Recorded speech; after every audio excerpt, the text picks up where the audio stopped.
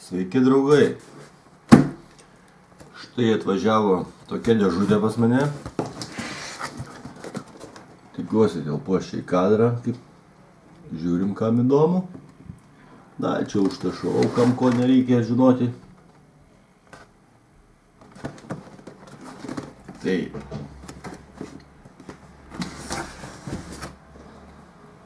Kągi, pažiūrėkime, kas yra jos viduje. Kaip visada su manim mano neužmušamas peilis.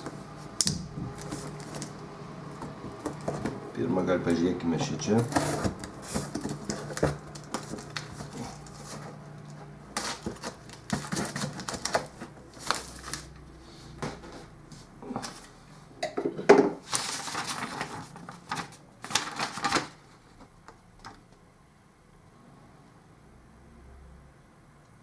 Tai yra paprasčiausia sąskaita. Jeigu kam įdomu, aš čia užlinkiau čia duomenis, nesvarbu. Taip. Na ir kągi, žiūrime, kas viduje.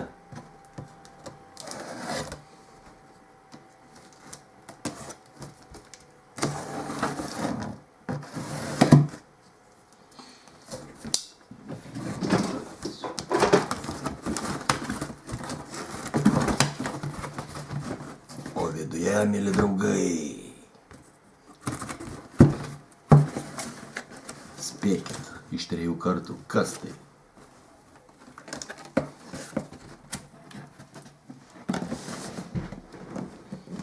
Biškį pastrauksiu, nes netilpsiu į kadrą.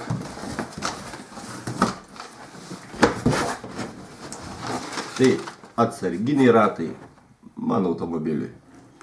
Žinoma, juokauju. Tai ratai skirti valties transportavimui. Jeigu matėte mano video, aš įsigijau PVC valtį. Galima su ją plukdyti 6 asmenis. Na, kas nematėte, pažiūrėkite video.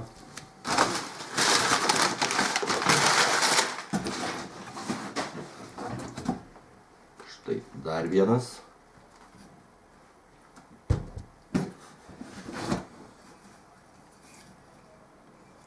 Laikikliai, kurie bus sukami prie valties. Na, savaime suprantama, čia dėsis ratas. Čia jis fiksuosis. Čia jau dėsis prie valties. Dabar valtį stumti vandenį bus vieni juokai, mėly draugai.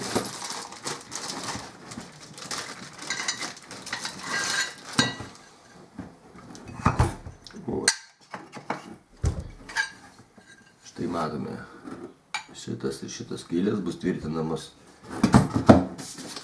prie valties korpuso. Tai įsivaizduokim, čia valties korpusas.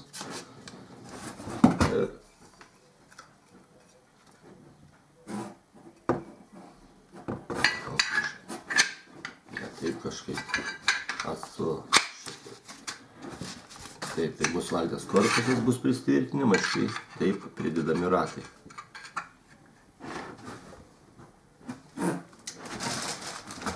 Viduje. Na, viduje aš nepakuosiu, čia matome įvairūs šplintai, gal galima išimti. Įdėtos tarpinės ir šplintai. Čia, manau, ratam ir šitiem tvirtinti iš abiejų pusių. Čia matome vėl šplintai.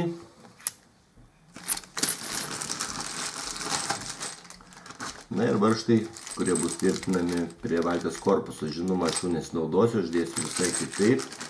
Kitokius varžtus. Su šitais varžtais reikia pragręžti patį korpusą kiaurai. Štai matote, jį reikės pragręžti kiaurai, aš taip nenoriu. Todėl aš nusipirksiu tokių medvaržčių, kaip galima sakyti. Valties tas korpusas yra 5 cm, neklystu, tai nusipirksiu 4,5 ilgio ir tie ratukai man pilnai laikys. Štai, draugai, laukite kitų video su šitais ratais ir žinoma su mano naujaja valtimis. Iki, mėly draugai, iki kitų susitikimų.